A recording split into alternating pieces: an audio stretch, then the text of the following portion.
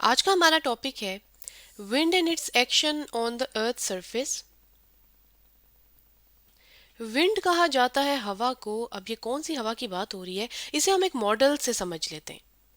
ये मॉडल मैंने लिया है मोज़ेक 3D से, और इसमें अगर देखा जाए तो हमें ड्राई साइक एरिया नज़र आ रहा है, यानी कि हमें सहरा नज़र आ रहा है, डेजर्ट नज़र आ रहा है। और इसमें अगर देखा जाए तो हमें ये डस्ट उड़ती हुई नज़र आ रही है। अब ये जो डस्ट है ये किसकी वजह से उड़ी है? ये विंड की वजह से उड़ी है। यानी कि हम ये कह सकते हैं कि मूविंग एयर, यानी कि वो हवा जो हरकत करती है, इसे विंड कहा जाता है। And it's action on the earth surface से क्या मुराद है कि जो ज़मीन की सरफेस है, सतह है, उस पर जो हवा है वो कैसे काम करती है। यानी कि हम ये कह सकते हैं कि how wind move sand and dust, यानी कि कैसे जो हवा है वो, यानी विंड है वो सैंड को, यानी कि रेत को या गर्द को कैसे एक जगह से दूसरी जगह मूव करती है, ट्रांसफ़र करती है to change the shape of the land. और जो लैंड है यानी कि जो सतह है उसकी शक्ल कैसे चेंज हो जाती है। जैसे दरिया के केस में हमने देखा था कि दरिया भी ज़मीन की शक्ल अपने सफ़र के दौरान चेंज करता है, इसी तरह से जो विंड होती है, हवा होती है, वो भी क्या करती है, वो भी ज़मीन की जो शक्ल है उसे चेंज करती है। लेकिन जैसे दरिया है वो कुछ प्रोसेसेस के थ्रू करता है ज़मीन की शक्ल चेंज, इसी तरह से जो हवा है वो भी कुछ प्रोसेसेस होते हैं जिनकी हेल्प से ये काम करती है। यानी कि हम ये कह सकते हैं कि wind does it's work in three ways, तीन तरीकों से जो ज़मीन की शक्ल है वो ये चेंज करती है।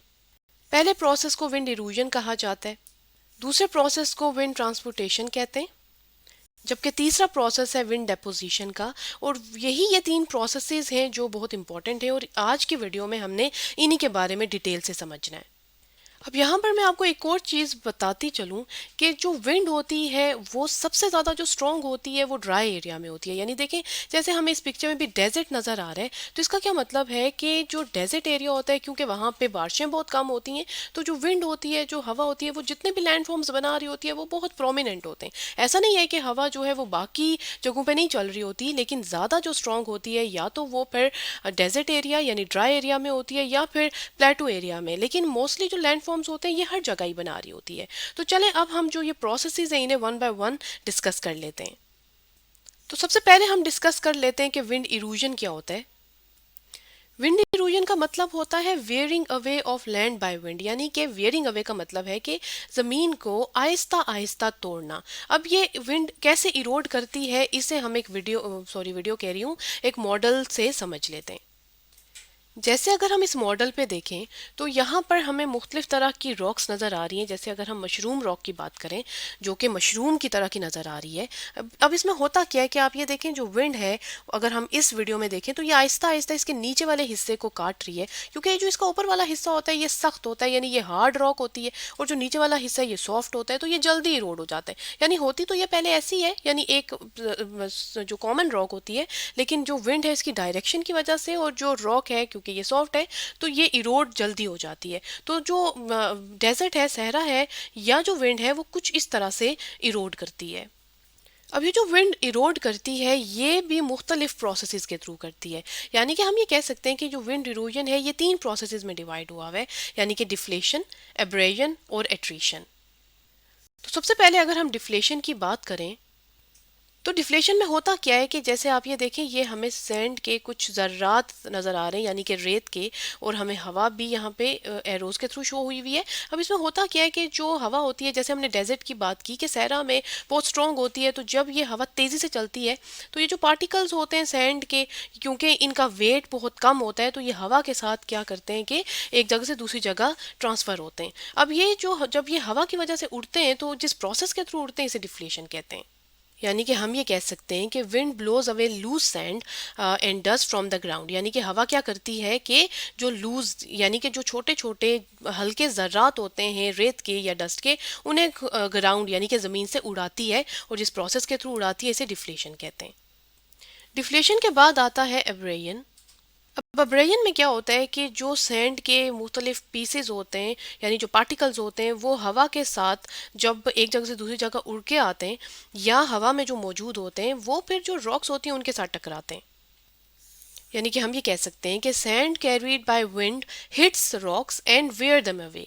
यानी कि जो सैंड हवा में मौजूद होती है, जो हवा लेकर आती है, वो फिर जो ऑलरेडी या जो पहले से मौजूद चट्टानें होती हैं उनके साथ टकराती है और उन चट्टानों को क्या करती है कि मजीद छोटे छोटे पीसेस में तकसीम कर देती है। तो चलें इससे भी हम एक एनिमेशन से समझ लेते हैं। ये एनिमेशन मैंने ली है www.giphy.com से और ये गिफ है, बेसिकली शॉर्ट एनिमेशन है। और इसमें अगर देखा जाए तो ये हवा के एरोज हवा को शो कर रहे हैं और इसमें सैंड भी मौजूद है हवा में, और ये जब इस पत्थर से टकरा रही है तो पत्थर जो है वो मजीद जो है वो छोटा हो रहा है, यानी कि साइज में कम हो रहा है, और इस प्रोसेस को एब्रेजन कहते हैं।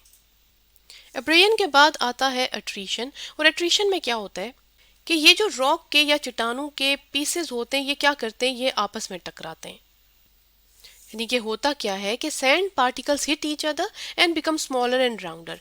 यानी कि जो सैंड पार्टिकल्स है वो एक दूसरे से टकराते हैं। कब टकराते हैं? जब हवा बहुत तेज़ी से चलती है तो हवा के प्रेशर की वजह से ये जो मुख्तलिफ जो पीसेस होते हैं सैंड के, रेत के, वो आपस में टकराते हैं और फिर ये मज़ीद छोटे हो जाते हैं। और छोटे होने के साथ क्योंकि ये एक दूसरे से टकरा रहे होते हैं तो मज़ीद गोल हो जाते हैं, राउंड हो जाते हैं, और जिस प्रोसेस के थ्रू होते हैं इसे एट्रीशन कहते हैं।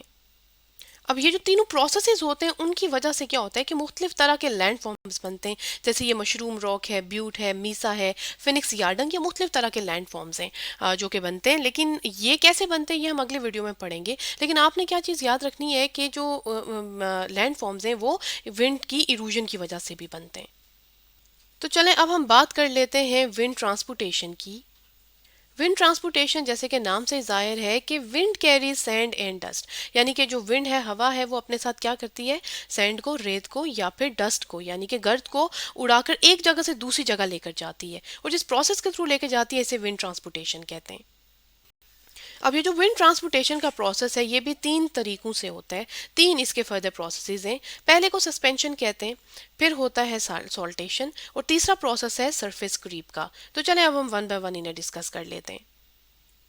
सबसे पहले हम बात कर लेते हैं सस्पेंशन की। तो सस्पेंशन में क्या होता है, जैसे अगर हम इस पिक्चर में भी देखें तो छोटे छोटे पार्टिकल्स हमें हवा में नजर आ रहे हैं, यानी कि ये हमें हवा में तैरते हुए नजर आ रहे हैं। यानी हम ये कह सकते हैं कि fine dust floats in the air. यानी सस्पेंशन में क्या होता है कि जो छोटे बिल्कुल डस्ट के जो पार्टिकल्स होते हैं, डस्ट जो होती है, गर्द होती है, उस वो जो है वो हवा में, क्योंकि उसके पार्टिकल्स जो पार्टिकल्स होते हैं, जो ज़र्रात होते हैं, वो बहुत छोटे छोटे होते हैं, लाइट वेट होते हैं, इसलिए वो क्या करते हैं कि हवा के प्रेशर की वजह से तैरना शुरू हो जाते हैं, और जिस प्रोसेस के थ्रू तैरते हैं इसे सस्पेंशन कहा जाता है।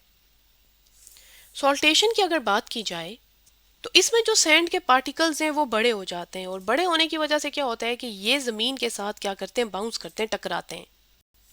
यानी कि sand grains bounce along the ground, के जो सैंड के तो जो थोड़े एक तो फाइन डस्ट हमने बात की ना, छोटी छोटे जो डस्ट के पार्टिकल्स होते हैं, सैंड ग्रेन्स तो उनसे थोड़े से बड़े होते हैं, और वो फिर क्या करते हैं कि वो ज़मीन के साथ टकराते हैं। और कब टकराते हैं? जब हवा का प्रेशर बहुत ज़्यादा होता है। अब सरफेस क्रीप की अगर बात की जाए, जैसे अगर हम इस पिक्चर में भी देखें तो हमें बड़े बड़े कुछ पीसेस नज़र आ रहे हैं, यानी हम ये कह सकते हैं कि large particles roll on the ground. यानी कि सरफेस क्रीप में क्या होता है कि जो बड़े बड़े पार्टिकल्स होते हैं वो क्या करते हैं कि वो हवा के प्रेशर की वजह से रोल करते हैं, यानी कि एक जगह से दूसरी जगह मूव करते हैं। तो चलें इसे भी हम एक मॉडल पे समझ लेते हैं। तो अगर इस मॉडल पे देखा जाए तो ये देखें, ये रोल कर रहे हैं बड़े बड़े पीसेस, तो ये है सरफेस क्रीप। अगर हम देखें सॉल्टेशन की तो ये देखें, ये छोटे छोटे जो पीसेस थे वो हवा के प्रेशर की वजह से क्या कर रहे हैं, ज़मीन के साथ टकरा रहे हैं, ये सॉल्टेशन है। और ये जो आपको डस्ट नज़र आ रही है जो कि हवा में तैर रही है, ये सस्पेंशन है। और एक और चीज़ मैं आपको बताती चलूँ कि ये जो ट्रांसपोर्टेशन, इसके दौरान कोई लैंड फॉर्म नहीं बनता, बस जो पार्टिकल्स होते हैं सैंड या डस्ट के, वो एक जगह से दूसरी जगह ट्रांसफ़र हो रहे होते हैं, मूव कर रहे होते हैं। और एक और चीज़ मैं आपको बता दूं कि ये जो लिखा हुआ है इओलियन लैंड फॉर्म्स, ये लैंड फॉर्म्स बेसिकली वो होते हैं जो विंड बनाती है, इओलियन विंड को शो करती है। तो ये तो हो गया विंड ट्रांसपोर्टेशन। अब हम बात कर लेते हैं विंड डेपोजिशन की। विंड डेपोजिशन क्या होता है कि व्हेन विंड स्लो डाउन, जब हवा जो है वो बहुत स्लो हो जाती है, स्पीड उसकी कम हो जाती है, तो वो क्या करती है, सैंड को ड्रॉप करती है, यानी कि गिराना शुरू कर देती है सैंड को, यानी कि रेत को या डस्ट को, और इसी प्रोसेस को हम विंड डेपोजिशन कहते हैं। अब विंड डेपोजिशन के कोई फर्दर प्रोसेसेस नहीं होते, लेकिन विंड डेपोजिशन 3 स्टेप्स में होती है। कैसे कि होता क्या है कि विंड ब्लोइंग फास्ट, यानी कि जब स्ट्रॉन्ग विंड बहुत तेज़ी से मूव करती है तो अपने साथ क्या करती है, तेज़ी से चलती है सॉरी, तो क्या करती है कि अपने साथ डस्ट को उड़ाती है। फिर क्या होता है कि जहाँ पर विंड की स्पीड कम हो जाती है तो वहाँ पे क्या होता है, सैंड फॉलिंग डाउन, कि जो रेत है वो हवा गिराना शुरू कर देती है। सैंड ड्यून्स फॉर्मिंग का क्या मतलब है कि जहाँ पे ये जो सैंड है वो गिरती है, यानी कि हवा की स्पीड कम होती है, तो वो लेयर बाय लेयर जो है वो हवा डिपॉजिट करती है, तो कुछ टीला नुमा एक स्ट्रक्चर बन जाता है जिसे हम सैंड ड्यून्स कहते हैं। और सैंड ड्यून्स वो लैंडफॉर्म है जो मोस्टली विंड की डेपोजिशन की वजह से बनता है। जैसे अगर हम इस मॉडल पे भी देखें तो ये मुख्तलिफ तरह के लैंड फॉर्म्स हैं जो विंड की डेपोजिशन की वजह से बन रही है। देखें ये भी जो है वो आप कह लेंगे ड्यून्स हैं, ये भी ड्यून्स हैं, जैसे ट्रांसफर ड्यून्स हो गए, लॉन्गिट्यूडनल, ये मुख्तलिफ तरह की शेप्स हैं। लेकिन ये जो ड्यून्स होते हैं ये मोस्टली डेजर्ट एरियाज में ही बन रहे होते हैं। तो आज के लेक्चर में हमने wind and it's action on the earth surface के बारे में पढ़ा, यानी कि जो मुख्तलिफ प्रोसेसेस थे उन्हें डिटेल में डिस्कस किया।